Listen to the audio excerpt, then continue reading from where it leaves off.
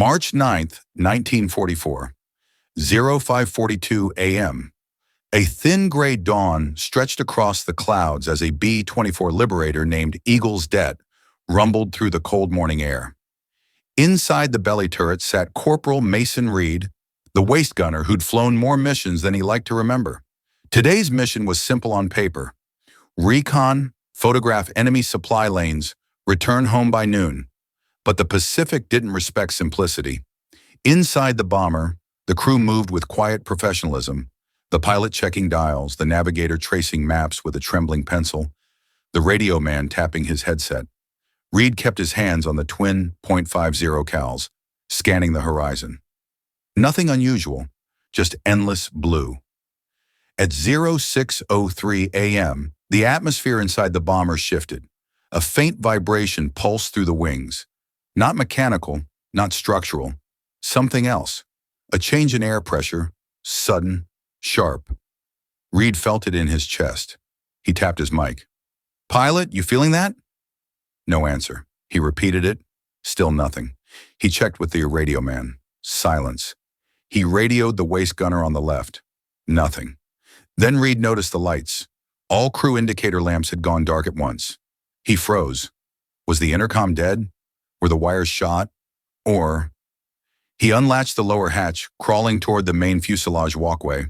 What he saw next stayed with him until his final breath. The cockpit door was wide open. The pilot's seat was empty. The co-pilot's headset still swung gently, as if someone had stood up moments earlier. The navigator's table, empty. The radio man's station, no one there. No blood, no bullet holes, no signs of struggle. The entire crew was gone. Reed called into the empty cabin, his voice almost swallowed by the engines. "Guys, anyone? Respond." Only the wind answered. At 6:17 a.m., the bomber drifted off course. Reed ran to the cockpit and grabbed the controls, heart pounding. He was a gunner, not a pilot, but the bomber needed someone. He didn't know it yet, but in less than an hour, the Pacific sky would swell with Zero fighters, and he would be the only living soul aboard a 4-engine bomber that was never meant to be flown or defended by one man. He still had no explanation for where his crew had gone, and the Zeros were already closing in. At 7:11 a.m., Reed finally stabilized the bomber. He locked the controls straight and climbed back to his turret, hoping, praying, the crew would answer. He tapped the intercom again. Static, only static. Then he saw them. Far beyond the left wing, glints of silver sliced through the sunlight. 3, no, 4, then 7 Japanese Zeros rising toward him in perfect formation. Reed's breath stopped. A lone B-24 drifting off course was a beacon. To enemy pilots, it was a kill gift. He slid into the left waist gun, bracing himself. The Zeros spread out, 2 above, 2 behind, 3 low. A coordinated attack pattern. Reed had no pilot, no bombardier, no navigator, no communication. Just a heavy bomber gliding blind through hostile sky. The Zeros dove in unison. Tracer rounds streaked past the tail. The first burst tore through the empty radio station, shredding the floor Reed had just crawled across. He fired back. A long, controlled burst. 1 Zero banked away, smoking. Not down, but hit. The second Zero came in low. Reed swung the gun, timing the angle, firing between engine vibrations. This one burst landed. The Zero's wing erupted in flame as it spiraled down. But the remaining fighters formed a wheel, circling the bomber like sharks. Reed raced to the right waist gun, slipping on brass casings, firing again. Another burst hit the bomber's wing, ripping metal panels like paper. A Zero cut across the nose and fired a full burst through the cockpit glass. The empty cockpit glass. Reed felt the aircraft lurch. One engine sputtered. Another coughed dark smoke. He dropped back into the belly turret, panting, sweat stinging his eyes.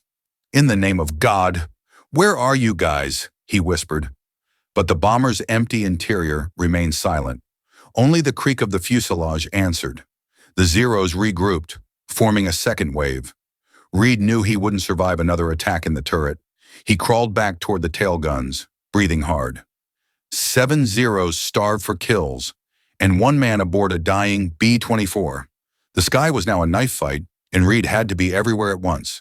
March 9th, 1944, 08:03 a.m.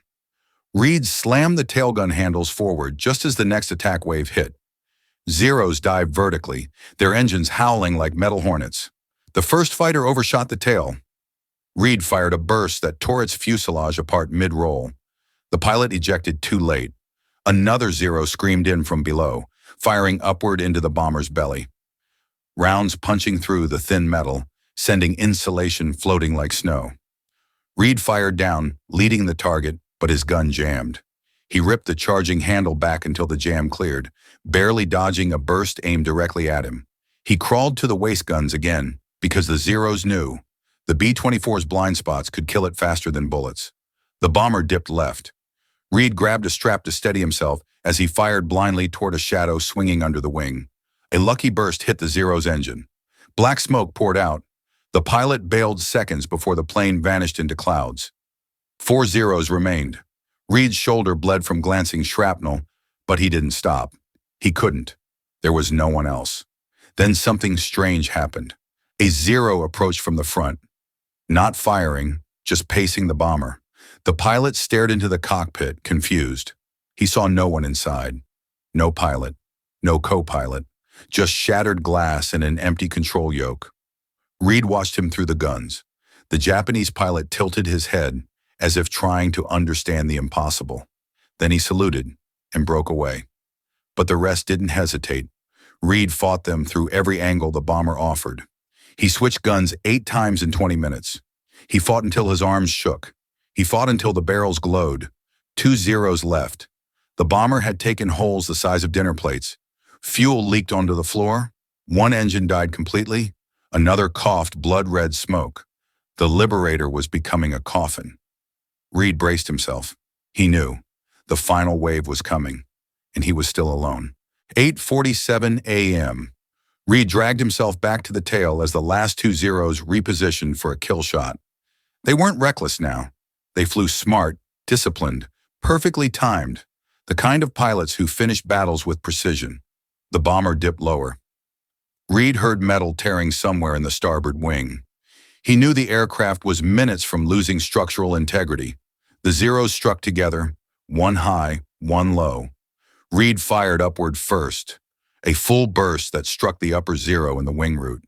It exploded instantly, debris spinning off into sunlight. The second Zero came from below, firing through the bomber's underbelly. Reed felt rounds tear past his legs and rip through insulation. He dropped into the belly turret one last time. The turret groaned from damage but still rotated. The Zero climbed sharply, lining up for the final pass. Reed aimed, but the bomber lurched violently. The turret locked for a moment. The Zero opened fire. Tracer lines stitched across the fuselage. Smoke erupted from the left wing. Reed's ears rang from the impact. He slammed the turret controls again. It unlocked. He fired a long, desperate burst. Most rounds missed. But 3 struck the Zero's prop hub.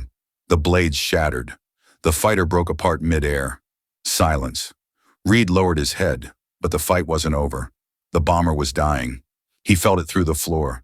He crawled toward the cockpit, grabbing anything stable. The controls were shaking violently. Gauges flickered. Oil sprayed across the windshield. Reed wasn't a pilot, but if the plane crashed, the story died with him, and the mystery of his vanished crew would vanish forever. He grabbed the yoke. The bomber dipped into a shallow descent toward a stretch of open water. He lined up the landing path as best as a gunner could. The engines wailed. The nose dropped. Reed braced for impact. 10:12 a.m. rescue boats reached the smoking wreckage of the B-24 floating in the Solomon Sea. They found Reed half-conscious, soaked, clinging to a torn section of fuselage. He survived, barely. But the rescuers were more shocked by something else. The bomber had no other bodies, no parachutes deployed, no signs of crew inside, just empty positions. Reed kept telling them the same thing. They were there, then they weren't. U.S. Army intelligence interrogated him for hours. Was it oxygen failure, sabotage, enemy boarding, disorientation, psychological shock? None of those explanations made sense. The cockpit canopy had been shattered outward. The flight deck showed no struggle. The parachutes were still stowed. The hatch was locked from the inside. Even more disturbing, all crew gear was still in place. Pistols holstered, headsets hung neatly, maps unrolled where they were left. The entire crew had vanished between 6 a.m. and 6:10 a.m. without a trace. When Reed's gun camera footage was developed, it showed something chilling. In multiple frames, the tail shadow of the bomber showed only one man moving inside. Hours before Reed realized he was alone. The Air Corps classified the footage. It was released decades later. Historians still argue about what happened. But one fact remains. A single gunner fought off 7 Zeros, controlled a bomber alone, and survived a ditch landing, after his entire crew simply disappeared. Reed told his story until the day he died. Never changed a detail, never embellished, never lied. He only ever asked one question: why was I the one they left behind? If stories like this mean something to you, and you want these forgotten men and mysteries remembered, consider subscribing, sharing, or dropping a small comment. It truly keeps history alive. And if you want to support this work in a deeper way, you can reach out on Instagram. Your support or donation keeps these stories breathing.